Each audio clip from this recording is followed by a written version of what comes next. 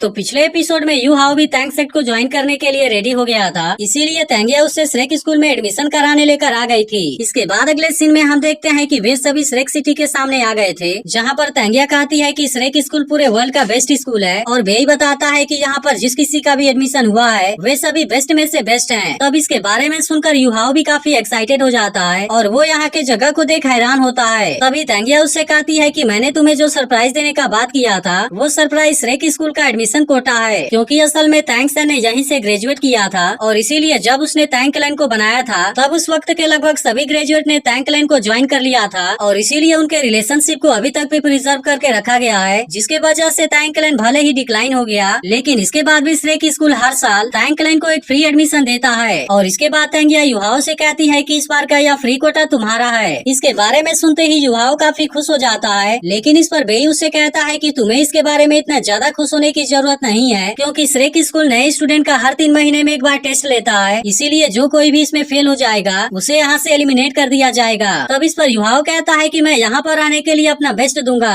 तब इसके बारे में सुनकर तैंगिया भी खुश हो जाती है और इसे गिफ्ट के तौर पर स्टोरेज सोल गाइड देती है, जिसका यूज करके युहाओ इसमें बहुत सारी चीजों को स्टोर कर सकता है। इसके बाद हम देखते हैं कि वे श्रेक स्कूल में जाने के लिए श्रेक सिटी में एंटर कर जाते हैं, जहाँ के ट्रांसपोर्ट सोल गाइड को देख युहाओ काफी हैरान हो गया था। तब इस पर बेई उसे बताता है कि यह टेक्नोलॉजी ओरिजिनल डलाउ कॉन्टिनेंट के सैकड़ों सालों से आगे है, लेकिन असल में यू हाओ ने ड्यूक मेंशन में ऐसे किसी भी चीज को नहीं देखा था। तभी बेई उसे बताता है कि श्रेक स्कूल आज से 4000 साल पहले हुए वॉर से ओरिजिनेटेड है, जो कि सन मून कॉन्टिनेंट और डलाउ कॉन्टिनेंट के बीच में हुआ था। इसके बाद वो आगे बताता है कि आज से 4000 साल पहले सन मून कॉन्टिनेंट वेस्ट से डलाउ कॉन्टिनेंट के साथ में टकरा गया था, जिसके वजह से डलाउ कॉन्टिनेंट को भी तुरंत उसके साथ में वॉर करना पड़ा, जिनमें सन मून एम्पायर के सोल गाइड वेपन के वजह से तीनों किंगडम के आर्मी के साथ साथ तैंग क्लैन के सारे हिडन वेपन भी हार गए। लेकिन तभी तैंगिया कहती है कि ऐसा नहीं है कि तैंग क्लैन के hidden weapons soul guide weapon के सामने कमजोर हैं, क्योंकि तैंग क्लैन के पास में ऐसे बहुत सारे हिडन वेपन हैं जिनमें से कुछ तो गॉड को भी डरा देते हैं। तब इसके बारे में जानकर युहाओ और भी ज्यादा हैरान हो जाता है। तभी बेई भी कहता है कि तैंग सेन और लो गांव ने जिन वेपन को बनाया था वैसे तो उनमें से कुछ हिडन वेपन ऑर्डिनरी थे, जिसके वजह से वॉर के दौरान उनको कमांड करने में बहुत ही कंफ्यूजन हो गया और इस तरह से डलाउ कॉन्टिनेंट की आर्मी उनके सामने बहुत ही कमजोर हो गई। लेकिन तभी श्रेक स्कूल के फॉर्मर डीन बिल्कुल सही समय पर वहाँ पर आ गए, जिनके साथ में लगभग 60 ग्रैंड सोल लाइन मास्टर भी थे, जिन्होंने की तीनों आर्मी को बहुत ही शानदार तरीके से लीड किया और उसके बाद फिर हम पूरे बाजी को पलटने में कामयाब हो गए और आखिरकार इस तरह से हमने सन एंड मून एम्पायर को हरा दिया। इसीलिए उसी समय से श्रेक स्कूल किसी भी कंट्री से बिलोंग नहीं करता और अब इसका एग्जिस्टेंस पूरी तरह से इंडिपेंडेंट हो गया है। लेकिन फिर उस वॉर के बाद से तैंग क्लैन का भी डिक्लाइन शुरू हो गया, जिसके बाद युहाओ पूछता है कि क्या सोल गाइड वेपन सच में इतने ज्यादा पावरफुल होते हैं। तब इस पर बेई कहता है कि वैसे तो सोल मास्टर्स ने सोल गाइड वेपन को रिजेक्ट कर दिया था, क्योंकि उनका मानना था कि वो उनके ताकत का हिस्सा नहीं है और असल में इसके वजह से सोल मास्टर सिस्टम पर सबवर्जिव इफेक्ट भी पड़ता है। तब इसके बारे में सुनकर युहाओ से पूछता है कि आखिर ये चीज क्या है। तब इस पर बेई बताता है कि यह सोल पावर से चलने वाला एक इंस्ट्रूमेंट है और सोल पावर को सोल गाइड के द्वारा कन्वर्ट और रिलीज किया जाता है और यही वजह है कि इसे बहुत सारे एलिमेंट में कन्वर्ट किया जा सकता है, जैसे कि फायर सोल मास्टर भी आई सोल स्किल का यूज कर सकता है। लेकिन सोल गाइड के वजह से सोल मास्टर के सोल्डिंग की मीनिंग कम हो जाती है और इसीलिए अब सोल लाइन के लोगों ने धीरे धीरे सोल गाइड को एक्सेप्ट करना शुरू कर दिया है, जबकि नोबल क्लास वाले अभी भी इसे रिजेक्ट करते हैं। तभी युहाओ पूछता है कि लोग इसे इतने आसानी से क्यों एक्सेप्ट कर लेते हैं, जिस पर बेई कहता है कि ज्यादातर लोगों के पास में कमजोर सोल पावर होती है, जिसके वजह से वे लोग अपने लाइफ को किसी तरीके से इम्प्रूव करना चाहते हैं और सोल गाइड ऐसा कर सकती है, क्योंकि फिर सोल पावर को कन्वर्ट करके सोल गाइड व्हीकल्स और फ्लाइंग बोट को बहुत ही आसानी से बनाया जा सकता है। तभी युहाओ सोचने लगता है कि क्या हिडन वेपन और सोल गाइड इनकम्पेटिबल नहीं है। इसके कुछ देर के बाद वे तीनों श्रेक स्कूल के गेट पर भी आ जाते हैं, जहाँ का गार्ड बेई को देखते ही कहता है कि आप तो वापस आ गए, जिस पर बेई उससे कहता है कि मैं युहाओ का यहाँ पर रजिस्ट्रेशन करवाने के लिए आया हूँ और इसके बाद वे सब एक साथ में इसके अंदर आ जाते हैं। अब यहाँ अंदर आते ही बेई युहाओ को सबसे पहले श्रेक 7 डेविल्स के बारे में बताता है, जिन्होंने श्रेक स्कूल के ओरिजिनल ग्लोरी को क्रिएट किया था। इसके बाद हम देखते हैं कि बेई उसे एक एक करके सभी श्रेक 7 डेविल्स के स्टैचू को दिखाता है और इसी के साथ साथ इसे इसके बारे में भी बताता है। अब इसी तरह से वो इसे सभी के बारे में बताते हुए तैंग सेन के स्टैचू के सामने लेकर आ गया था, जो कि यहाँ पर मिडिल में बना होता है और फिर बेई उसे बताता है कि तैंग सेन द गॉड ऑफ असुरा और द गॉड ऑफ ओशियन है, जो कि श्रेक 7 डेविल्स में से एक है। जिसके बाद हम देखते हैं कि इनके स्टैचू को देख युहाओ पूरी तरह से हैरान हो गया था और फिर कहता है कि इनके तो स्टैचू में से भी इनका मैजेस्टिक चार्म दिखाई दे रहा है। इसके बाद हम देखते हैं कि वो इसे श्रेक स्कूल के तीनों फाउंडर्स को दिखाता है और फिर कहता है कि इनमें से मिडिल वाले मेरे एंसेस्टर मास्टर हैं, जिनको कि यूसीयू गैंग मास्टर के नाम से जाना जाता है। और असल में इन्होंने ही श्रेक स्कूल के मार्शल सोल डिपार्टमेंट के टीचिंग फाउंडेशन को क्रिएट किया था। इसके बाद वो इससे लियू इरलुंग के बारे में बताता है, जो कि उसकी वाइफ है। अब इसी तरह से वो लास्ट में उससे फ्रेंडर के बारे में बताता है, जो कि श्रेक स्कूल का पहला डीन था। जबकि इन तीनों को एक साथ में गोल्डन आयरन ट्रायंगल के नाम से जाना जाता है। इसके बाद बेई कहता है कि अब हम यहाँ से अलग होने वाले हैं, क्योंकि यहाँ के लेफ्ट साइड में मार्शल सोल ब्रांच है, जबकि राइट साइड में सोल गाइडेंस ब्रांच है, जो कि असल में श्रेक स्कूल के 2 ब्रांच हैं। बेई फिर आगे बताता है कि श्रेक स्कूल 2 पार्ट में डिवाइडेड है, जिसमें से पहला है द इनर कोर्ट यार्ड और दूसरा है द आउटर कोर्ट यार्ड। बेई फिर आगे बताता है कि आउटर कोर्ट के सेमेस्टर में 6 साल होते हैं, जिसके बाद ही तुम इनर कोर्ट के एग्जामिनेशन को पास कर पाओगे और फिर इस तरह से तुम इनर कोर्ट यार्ड में एंटर कर सकते हो। इसके बाद हम देखते हैं कि वो इसे हाइसेन आइलैंड और गोल्डन एंशिएंट ट्री एकेडमी के मोस्ट ब्यूटीफुल लैंडमार्क को दिखाता है और फिर कहता है कि असल में इनर कोर्ट के स्टूडेंट ही श्रेक स्कूल के रियल स्टूडेंट हैं, क्योंकि श्रेक स्कूल का मोटो केवल मॉन्स्टर्स को एक्सेप्ट करना है। तभी तेंगिया उसे बताती है कि मैं और बेई दोनों ही आउटर कोर्ट के 3rd ईयर के स्टूडेंट हैं, इसलिए कुछ सालों के बाद हम भी इनर कोर्ट के एग्जामिनेशन के लिए चैलेंज करेंगे। तब इसके बारे में जानकर युहाओ कहता है कि तेंगिया और बेई दोनों तो इतने ज्यादा पावरफुल हैं, लेकिन क्या इसके बाद अभी वे इनर कोर्ट के स्टूडेंट नहीं है? तब इस पर बेई कहता है कि इनर कोर्ट में केवल वही एंटर कर पाता है जो कि मिलियन में से एक जीनियस हो। इसके बाद वो बताता है कि मैं जब एक बार स्टार फॉरेस्ट में अकेले गया था, तब वहाँ पर मैं इनर कोर्ट के एक सीनियर से मिला था, जिसने की 3 डेकेड माइलेनियम बिस्ट को बिना किसी वेपन के यूज किए ही हरा दिया था और यहाँ तक कि वो उसे जिंदा पकड़कर यहाँ पर भी लाया था और ऐसा कहा जाता है कि यही उसका असेसमेंट टास्क था। इसके बाद वो इसे सोल गाइडेंस इंस्टीट्यूट को दिखाता है, जिसे कि वाइंड, फायर, वाटर, इलेक्ट्रिसिटी और 4 एलिमेंट स्कूल को श्रेक स्कूल में मर्ज करके बनाया गया था। इसके बाद हम देखते हैं कि बेई ने यहाँ से युहाओ का ड्रेस भी ले लिया था और फिर बताता है कि 3 दिन में न्यू स्कूल ईयर शुरू होगा और इसी के साथ बेई ने इसके फर्स्ट ईयर के ट्यूशन फी को भी पे कर दिया था। इसके बाद बेई कहता है कि आउटर कोर्ट में उतने मॉन्स्टर स्टूडेंट नहीं है, लेकिन असल में वहाँ पर कुछ मॉन्स्टर टीचर जरूर हैं। इसके बाद हम देखते हैं कि युहाओ अपना रूम खोजने के लिए अपने डॉर्म के पास में आता है और फिर वो उससे बड़े प्यार से पूछता है कि क्या आप मुझे रूम नंबर 201 का रास्ता बता सकते हैं। जिसके बाद वो ओल्ड मैन उसे 2nd फ्लोर के फर्स्ट रूम में जाने के लिए कहता है, जिसके बाद युहाओ इसे थैंक यू कहता है और इसके बाद वो अपने रूम के अंदर आ जाता है, जहाँ पर हम देखते हैं कि इसका रूम वाकई में बहुत ही शानदार था। इसके बाद युहाओ यहाँ पर सुवांटियान स्ट्राइक को प्रैक्टिस करने का डिसाइड करता है, क्योंकि बेई ने उसे बताया था कि यह one of the best cultivation technique है। तब इसके बारे में देख टियान मेंग भी कहता है कि यह स्किल तो सच में बहुत ही अच्छा है और इसी के साथ साथ यह तुम्हें सूट भी करता है। इसके बाद वो उससे कहता है कि इसके वजह से तुम्हारा हेल्थ भी बहुत ही अच्छा इम्प्रूव हो गया है और इसके अलावा जो पर्पल डीमन आई है वो तुम्हारे स्पिरिट आई मार्शल सोल के लिए भी बहुत सुटेबल है। अब इस तरह से वो उससे कहता है कि इन दोनों का कॉम्बिनेशन बहुत ही शानदार है, जो कि तुम्हें बेसिक वाला अटैक सोल स्किल भी देता है। तब इस पर युहाओ कहता है कि मैं अपना पूरा मन लगाकर इससे प्रैक्टिस करूंगा। जिस पर टियान में कहता है कि वैसे तो मैं अभी के लिए सोने जा रहा हूँ, लेकिन फिर जैसे ही तुम ब्रेक थ्रू करोगे तब तुम्हें अपने लिए 2nd सोल्डिंग की जरूरत पड़ेगी और इसीलिए मैं तब तक जाग भी जाऊंगा।